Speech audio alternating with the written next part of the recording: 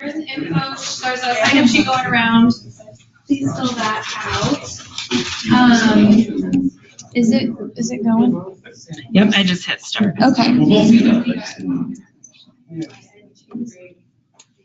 Okay, so welcome everybody. Thank you for taking a little bit of time out of your very busy week 10 to come over and learn more about the Netherlands program. My name is Hannah Fisher. I work in the Study Abroad office, and I am your Education Abroad advisor for this program. So what that means is if you have any questions about how the application process works, about how to finance the program, financial aid, billing, registration, all of that really kind of boring but very important minutia, please come find me. I have office hours, I have appointment slots that you can make, that you're welcome to make at any point. I'll pass around my card as well if you want to just contact me directly. You're welcome to do so. Has anybody been onto the Vikings Abroad portal? Does this page look familiar to anybody? No. So I will show you how to access this. So this is the PSU Education Abroad website. From here, there's going to be a multitude of resources available for you that I'll talk about in just a minute. But in order to actually find the application page, it's also going to be linked to from several of the emails that you'll get from us. If you sign up for info, we'll send you a forward when it's been opened. But you can access this by scrolling down here and clicking this green search programs button. We have over 200 programs at PSU that you can study abroad on. So this portal is where all of those are housed. In order to find the one that you're interested in today, I'm just going to type in Netherlands. And you'll find that a couple different results come up. Yours is the one that's starred. And that's because it's a program designed specifically for PSU students in mind, so we like to feature those.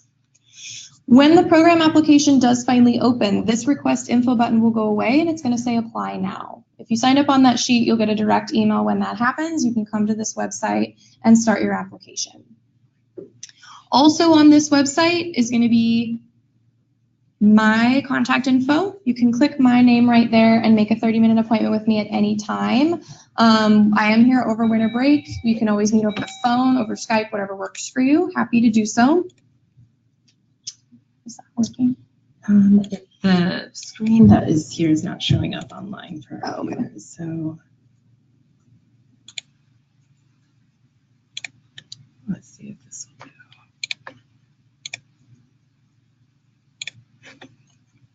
There we go. Okay. Yeah, and then I'll double check it. Okay. Also in here is John MacArthur's information. Actually, do you two want to introduce yourselves real quick? Since I didn't start there. Sure. John MacArthur. I work at TRAC, which is the Transportation Research Center. John, could you come up to the front so we can catch you on camera for all of our online viewers? I'm John MacArthur. I work at TRAC, which is the Transportation Research Center here at Portland State. I'm Aaron Gollum. I'm the director of the School of Urban Studies and Planning and a professor in the program, and also a transportation researcher. I have led this study abroad twice before.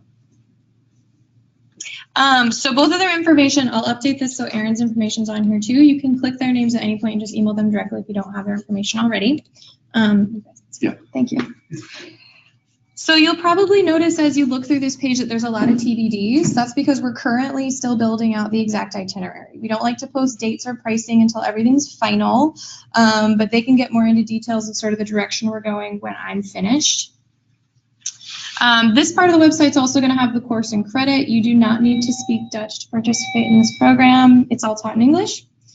And while we do list the class standing eligibility and minimum GPA requirements, we do a holistic review of student applications. So if you're not meeting those exactly, still we encourage you to apply because you probably still could be considered a strong candidate for other reasons.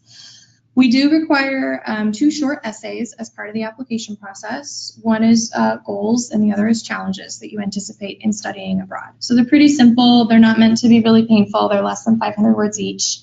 But we do want you to take them seriously. Like I said, there's over 200 programs at PSU to study abroad on. So when I'm reading those, I want to make sure that your goals are going to relate directly to this particular program. I want to know why you're picking this one and not one of the other options that you have. We also will require that you do a letter of recommendation for this program. It cannot be from one of the faculty leaders. So Be thinking about who that might be. It doesn't have to be someone from PSU. It can be a professional reference. And they don't have to actually write a formal letter of recommendation. It's just an electronic one that they do through the system. It's pretty simple. Shouldn't take them more than 10-15 minutes. But that's often the piece that hangs students up the most. So be thinking about who you're going to request that from now. And then there is a $50 application fee also associated with the program. That is non-refundable. You pay it online. If you have an open application at the time of the deadline, we'll charge it to your VanWeb account if you haven't paid it already. So if you open an application, and then withdraw before the deadline, totally fine. We won't charge you anything. But just be aware, keeping the app open by the deadline, we will charge it. Speaking of deadlines, we hope to have the program price posted over winter break. You'll get a direct email when that happens. And then the deadline is going to be sometime in March. Typically, these are March 1st or March 15th deadlines. A few of them are a little bit earlier than that, but that's pretty typical. And then you'll know whether or not the program is confirmed to run sometime in mid-April. It's typically the timeline. Does anyone have any questions at this point? Okay. So as far as the program fee goes, we will post this, as I said, sometime in winter break. What that program fee is going to cover, the program fee is essentially your tuition fees for this program. So it's covering the cost of the credits. It's also going to cover your accommodations. It's going to cover a good chunk of your meals, transportation, anything that is required to actually participate on the program. So you'll be doing site visits, meeting with professionals in the field. All of that is wrapped into that program fee. We bill it to your student account, and we bill it during summer term since this is a summer course. So however you're currently paying for school, if that's financial aid, grants, loans, scholarships, personal funds, you'll be able to pay it that way through your VanWeb account. Does that make sense? We will also list a second amount on here. This additional estimated costs number is not actually going to get billed to you. It's what we think you should probably budget to go on the program. We never include international airfare in the program fee, and we do that so that you can go early or stay late on your own, travel, whatever you need to do. We also do that so that you have access to the least expensive flights, because if we put you on a group flight, you're stuck paying what we've found, and often that's not the best option for students. We also build in there any additional meals that aren't included in the program fee and any other expenses we think you might need. So I always build in a passport cost. Who does not have a passport? So only a few of you. So those of you that already have a passport, you can automatically take $150 off that additional estimated costs. So we'll list out on here exactly what it includes and what it doesn't. And then from that, we'll get this third amount here, which is your total estimated expenses. There's also a link here to the PSU Education Abroad Scholarship. I will send this around too. So we have 2 scholarships that are dedicated specifically to short-term programs. Because when you start exploring scholarships online, you'll find that for short-term study abroad programs, there's not a whole lot. And so we've put aside 2 small scholarships. They're generally $500 to $1,000 per student per award. But you're eligible to apply for them, and that deadline is going to be March 15th for those 2 scholarships. You can apply to both of them through one application, so you're just doing one, and we ask you to do 2 essays for that, as well as upload a transcript.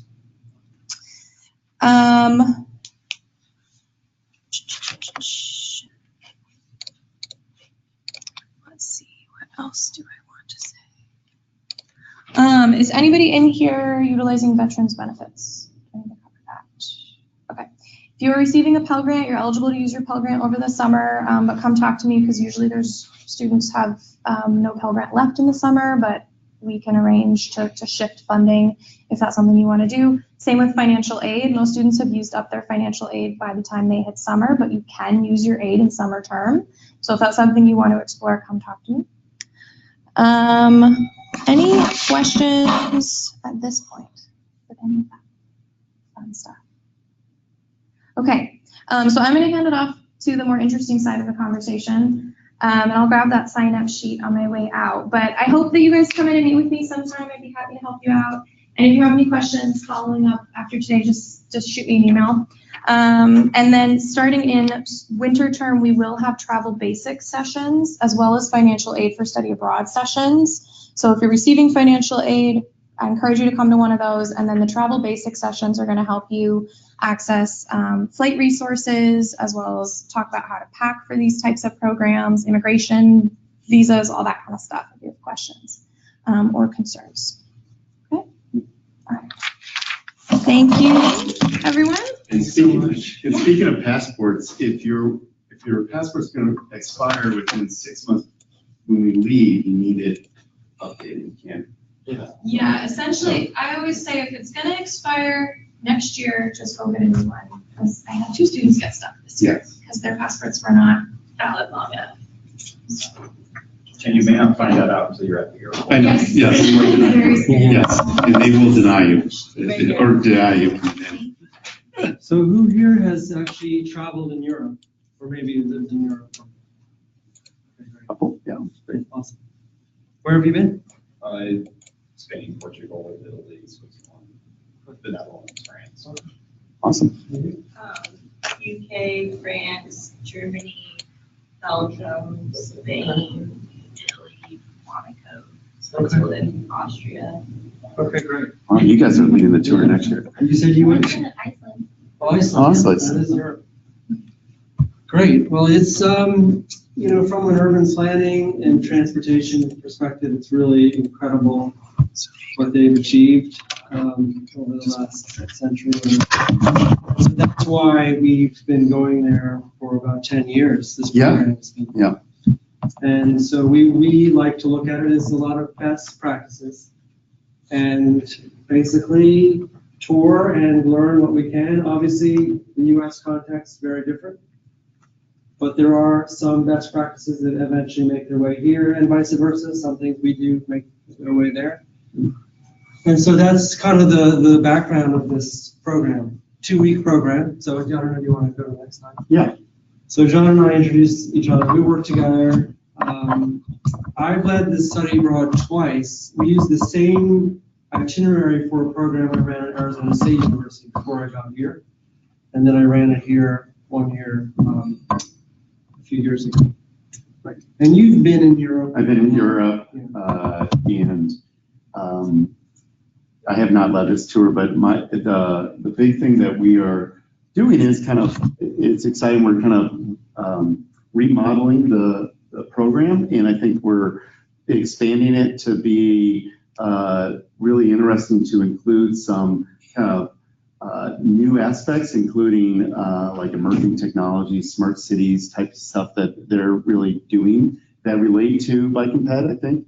And so one of the things we're trying to do is really kind of make a better experience, and also I think see a little bit more of the country. So we'll talk about that in a second. Yeah.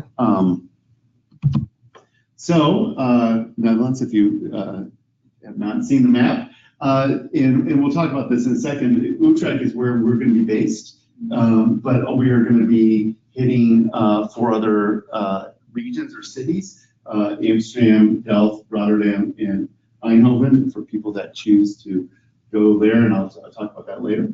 But we're going to be based kind of essentially in Utrecht for the 2 weeks. This is going to be one of the daily life. One of the things that, and we'll talk about that. We'll be in the classroom a little bit, but it's really going to be outside. The outside is going to be our classroom. So the idea of seeing infrastructure, experiencing it firsthand, being on bikes, moving around the city, and then talking to locals, both practitioners and academics, and hopefully some students. This is how you're going to experience, and you'll see how the Dutch have really grown a system that is very bike dominant. Yeah, most days we will be we'll be in Utrecht or traveling, but we'll be on bikes. We'll have our own set of bikes that we'll use every day in Utrecht. And when we travel, we may rent bikes or depending on how far that is. Yeah. So, like I said, we'll be in Utrecht is where the home base is. Partly, why we chose that is to be in Amsterdam. If you haven't been there, it's almost too much to get around, and there's so much other great places to see. And so Utrecht is more centrally based. It basically all those places I showed you. you're basically an hour and 15 minutes by train to get to anywhere. So we felt that would be a better. Also, we have a really good relationship with the Applied Science School at Utrecht. So we will be on their campus, talking to their faculty and the students there to try to kind of create a cultural link and connections. They've sent people here last year, and that part of this study tour is to have that connection. We will spend 2 days in Amsterdam. Yes. Which is important to see. Yes. Yeah, I don't want to shortcut the answer. And then also it's the 24th to the 5th. So basically we're hoping is everybody would be there on the 23rd and that you would be able to leave on the 26th. And on the 6th, yeah. The 6th. Now, most students, last time we ran this, did some touring before, arrived to Amsterdam for a few days before the program started or after. Yeah. So I would highly recommend doing that since you're there and the flight that you've spent all that money on. Yeah. So the course objectives is to really, present an introduction of sustainable transportation and land use in application to this Dutch context. So how are the Dutch doing it? And then throughout the 2 weeks, we'll be seeing that Dutch context, but constantly kind of like, how is this done in the U.S.? How could we do this in the U.S.? How should we be applying some of these things? What are lessons learned? What are they doing great? What maybe we don't like that they're doing? So create some immersive experience in seeing this. We wanted to expand not only doing cycling, but the idea of transit, connection to transit in their rail system, which is I think really impressive. But also some of these innovative mobility, things that they're doing around electric vehicles, around smart cities, technologies, and then also things. So I think that's very everything else. No, Okay. it's just a fascinating place. Another picture of bike infrastructure, separated bike lane, bi-directional bike lane. Here, and as you see, we had students looking at that infrastructure and evaluating and then doing some, I think, head counts or bike counts there. So we'll emphasize on planning and engineering principles, policies, and practices. So I do want to say it's not only an engineering course. We won't be only looking at how things are designed. We'll be looking at the policy aspects and how things are done in practice. And so kind of a full contextual idea of how do we really raise the level of cycling or how improve cycling in basically active transportation modes. And then I think that's kind of it there. Well, this was just one day, and this is Houghton. Now, yeah. So we'll be going to a very large planned community that was built around active travel. So automobiles only have access to the edges, and then all the travel within is by bike and pedestrian. And so it's a pretty cool example of a kind of utopian active community. And they have a very explicit, aggressive goals around Vision Zero, like with no crashes at all, and it's kind of really interesting to see how they really kind of push that idea and also achieve those goals around, no fatalities, no crashes. So course topics, like I said, bike planning, infrastructure, rail transit, streetcar planning operations. And really, I think this is interesting, the connections to these, how they all connect in providing, kind of a multimodal trip, for people to move around the cities. Land use and planning, urban street design, mobility, and mobility as a service. Course topics in smart cities. Here's one of those examples of, the bike parking connected to their rail system here. So this is a draft schedule. We're getting close to nailing it down. So the first day when we arrived in Utrecht, it's going to be basically orientation, get your bikes, meet a bunch of people. We will get a kind of city tour of the downtown, and then also maybe go over to the university, meet with some of the faculty that will be in touch with us throughout the 2 weeks. Having a tour again by their local bike kind of guru, Ronald Townsend, on Tuesday, and then we can go to Rotterdam on Wednesday. Why Rotterdam?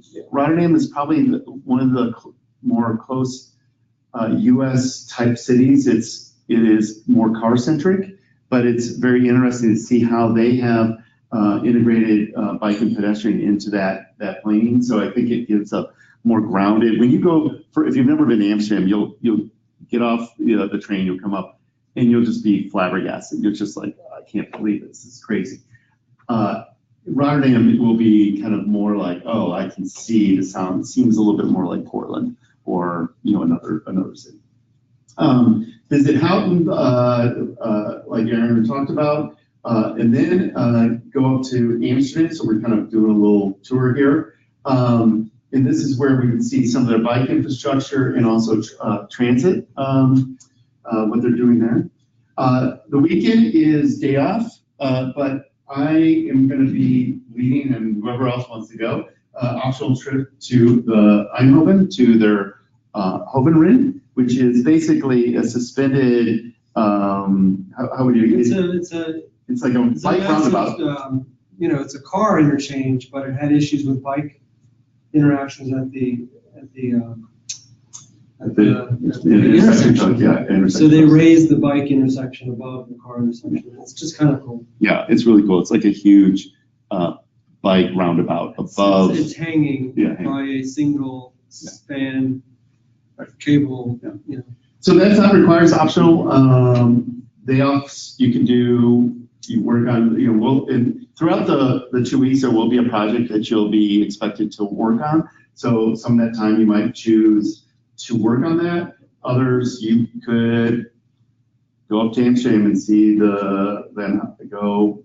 museum or some of those. Yeah, there's so much to do. Utrecht is amazing. It has incredible food, bars. Right. It's often considered one of the most beautiful cities in Europe. There's canals all through the city. It's like a mini Amsterdam. Yeah. So just hanging out in Utrecht is going to be amazing. It's great too. Yeah.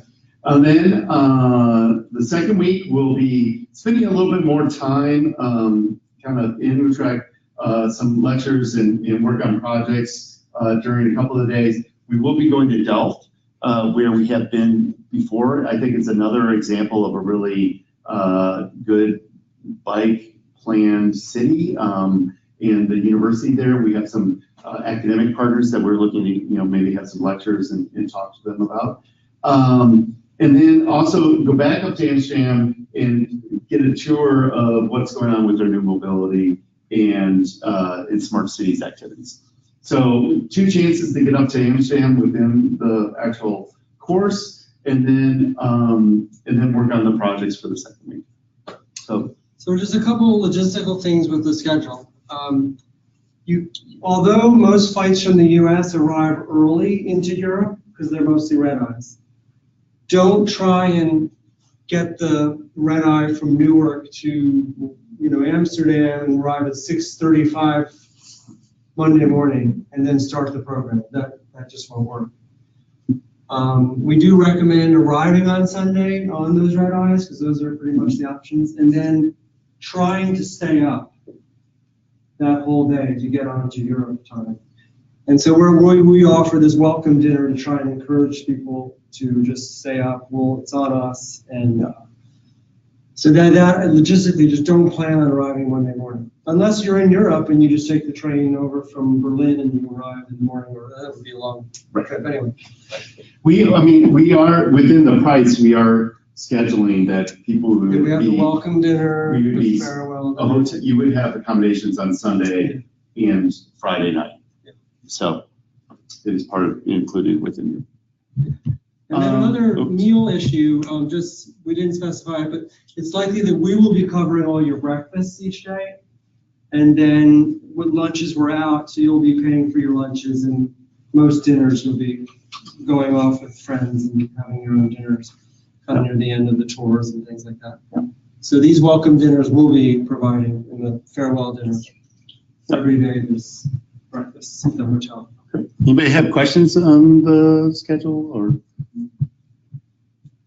No? Okay. Here's an example of that bike parking and kind of the honest of how great it is, but also, how hard it is. Like, how do you find your bike? How, like many people just leave their bikes and forget about them, or, they lose them. Some of those, it's kind of amazing to see. So course details, this is actually offered as a CE course. Aaron is looking into actually have a cross-listed urban studies and planning as going to be a separate number, but we haven't got that yet. In most cases, you can just use this number and it'd be fine, fine for whatever you're doing. That resolved. Yeah, it is 4 credits, and then it is open to seniors and graduate students for all majors, really, and also non-PSU students. So if anybody's on the web right now, but also if you have friends that are at another university that would love to come, please encourage it. We gladly includes as many students. Last time we did have students, one from Canada. We've had Gonzaga. One from University of San Diego, UC San Diego. UC San Diego. And some others. Yeah. And I said applications are due in February. I know Hannah said March 1, but we're, somewhere late February, early March is when we need to lock, kind of say they're ending, because then we need to start the process of getting hotels and all that type of stuff. Do we have enough people to do it? Booking tours. And speakers and all that type of stuff. Nice little bike crossing here. So I think some of these have already been stated. You do not have to be an engineer. You don't have to be an engineering student. You just have to be interested in transportation, and that's on yourself. But even, I noticed that Hannah had put European history, European studies, political science, policy, design, architecture, arguably, engineering, urban planning, urban studies. We're going to be seeing a lot of interesting things in all of those areas. Exactly.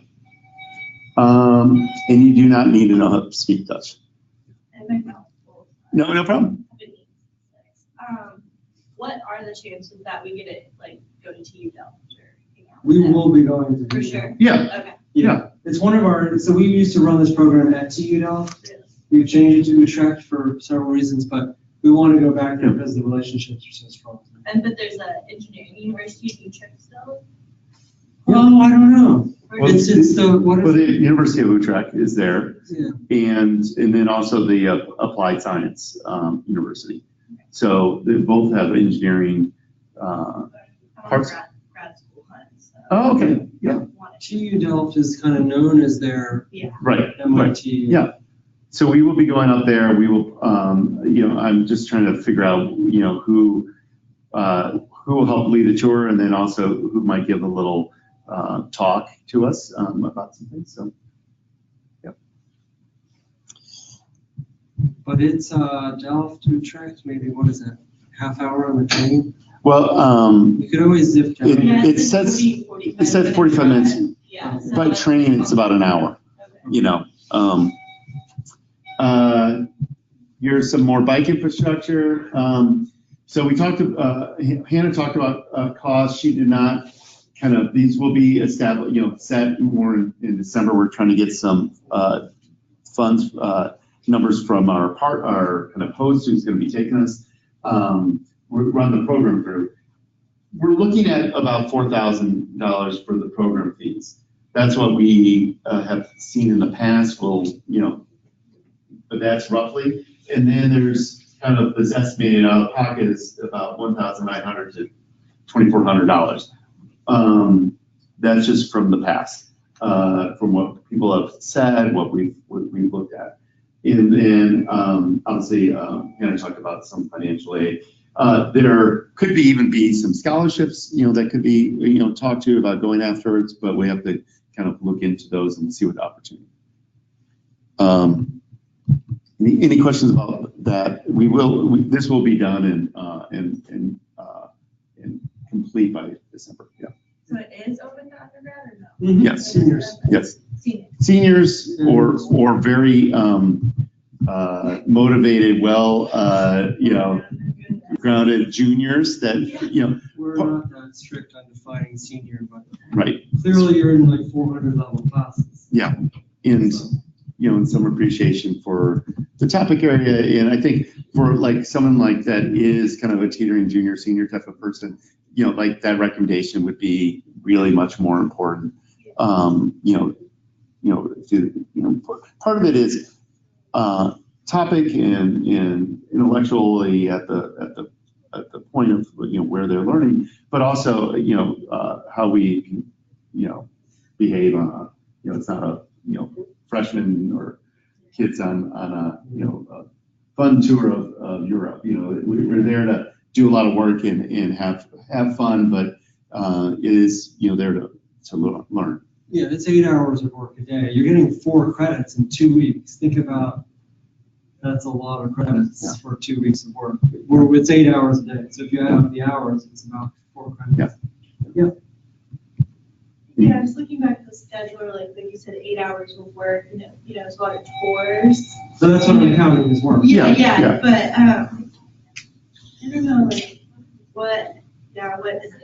So but they're probably guided tours more so, or we're learning stuff as we move. Yes, and you're sketching, you're taking notes, you're taking pictures, you're creating, some of the assignments are kind of creating blog posts and things, reflecting on your experience. We haven't shown you.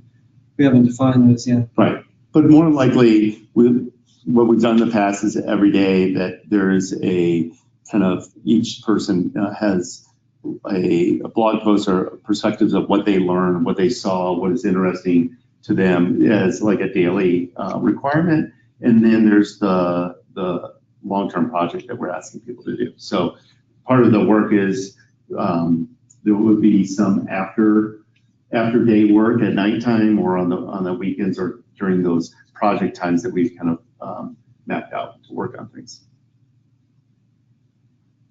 Yeah.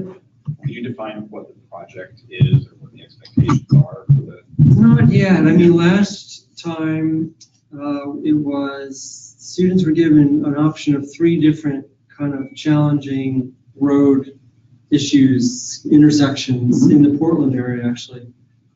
And they split up into teams and applied Dutch planning principles to those intersections and redesigned them and presented those. So that was what I remember. They also did daily blog posts, reflections. So those were the assignments in 2016. Yeah, so that's like the main type of idea of a project is, taking some U.S. problem and applying what you've learned from the Dutch context onto that problem. We might add, instead of just having what would be a more typical kind of engineering kind of focus. So if some students want to do that, we might also do something that's around a policy or a land use type of question. So, like a urban development design question. So we might have 3 different scenarios that different types of students might gravitate depending on where you're coming from. So if you're more engineering, you might want to do this. If you're more kind of planning and policy, you might look at this one. And then or design or behavior or something. And these will be probably group projects. We'll probably have 2 to 3 depending on the size of the group in the end and also the type of projects. But that's what we kind of expect. Yeah. See a lot of laptops here. I don't have a laptop. I always just use my own campus computer. So is that a problem? We had students come in 2016 without laptops. when it does come to that final project, it was kind of an issue, but Like access to like the universities maybe? yeah, we can't guarantee that. Last time, we were very far from the campus. This time, I don't know where we'll be. But we're not registering at the University of Utrecht. We don't have that kind of privilege. We're probably not going to. Well, at the Applied Science, but it's going to be, more likely we'll probably be staying downtown Utrecht. Kind of makes it easier for us to get to the train station or not. So the Hog School, which is the Applied Science, is probably about 4 kilometers away. So easy bike ride. We can look in, I think it's a great question that we'll have to deal with, thinking about how we deal with that. Yeah, and Yeah, I need so- to plan for it, I just need to know, like, Yeah. is my, Well, Am I no, setting I myself wouldn't up? buy a laptop. Maybe there's a way we can lend you one, or we can borrow one, or a lot of students had tablets with little keyboards and stuff. Yeah. Those worked fine.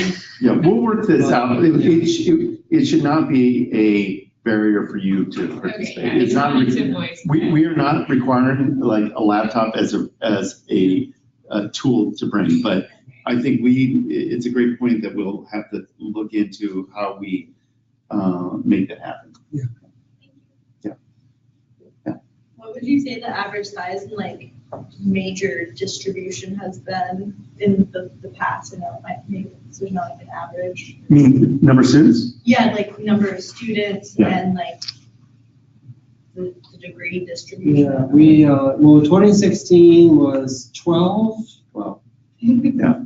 12 or 13, something like We that. probably cap at 15 Okay. would be the most. Yeah. And it was half MERPs, Masters of Urban and Regional Planning for PSU, roughly. And then there was a couple planning students from Canada, I think, and there was one from San Diego who was like a senior in design, in urban design, and then a couple other engineers, actually. Yeah, a couple engineering students. Okay. Somehow that added up Yeah. to 12 or 13. We probably need, and every year it's different, but we probably need 9 to go. So it's important to sign up, get the applications in, but also we encourage friends and get that 9, but there will be, probably cap at 15. Though we are looking at some other opportunities, but I think that's the prime number that we'd be looking at.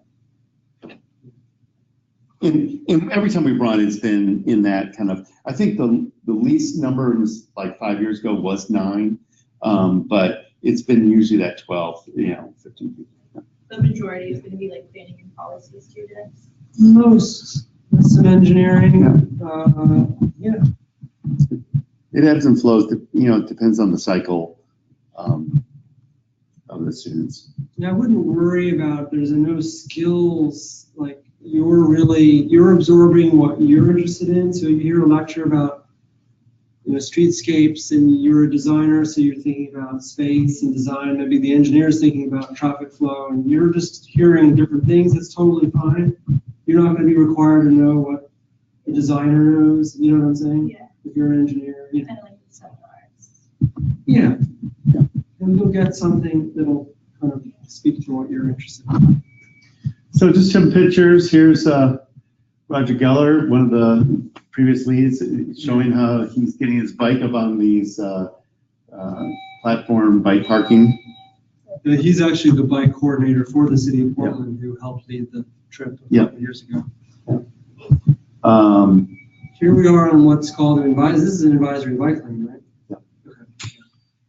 So interesting Dutch design, where you don't have two-way traffic. If there is two-way traffic, then the cars are supposed to negotiate, and it leaves more space for the bicycles. It's a solution for low-volume roads with very few cars, and so we're kind of touring those this day.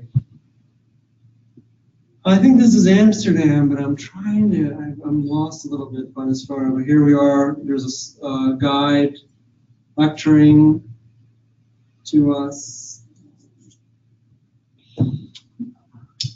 We also get rural, so sometimes we're riding between cities, so we're off on canals and in farmland, all on bike roads, bike paths. It's really cool. Yep.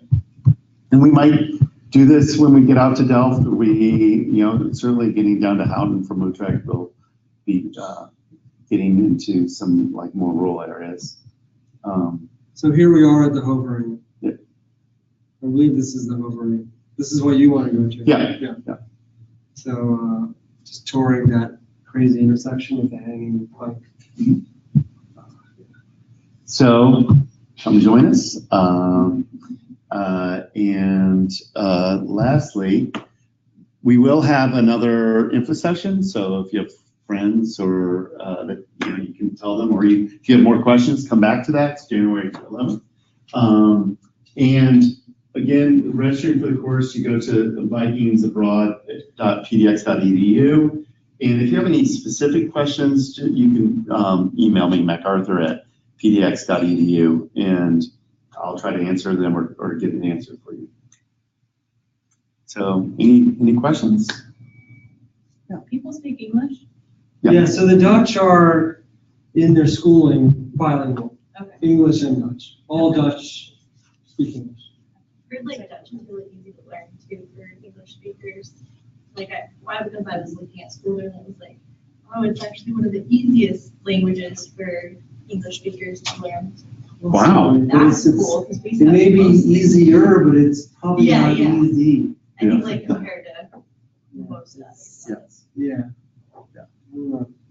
It does have some cognates. You hear words that are similar. I don't think I could like pick Dutch out of anything, but I just read that recently and thought it was really interesting. Yeah. But yes, I think it's amazingly easy. It's amazing how you just go. I mean, some of you that have been there, you just turn to anybody and they all speak English. It's really shockingly fluently. Well, they're in the schooling, they're training. Yeah, it's like going to Iceland. Iceland is, they almost speak with just a pure American accent, and it's like, it's amazing. So that's it. We hope to see you. If you have questions, please let us know, and when we get everything posted, we'll make sure you know that it's open and you can start the process to think about joining us. So for like applications need to be turned in, will you have like a more like final schedule? Yeah. Yes. Okay. Yeah. I mean, that is pretty much, I think, locked down on where we will be. What we'll flesh out more is who we're talking to, the topics discussed in those days, those type of things. Logistics, timing. Yeah.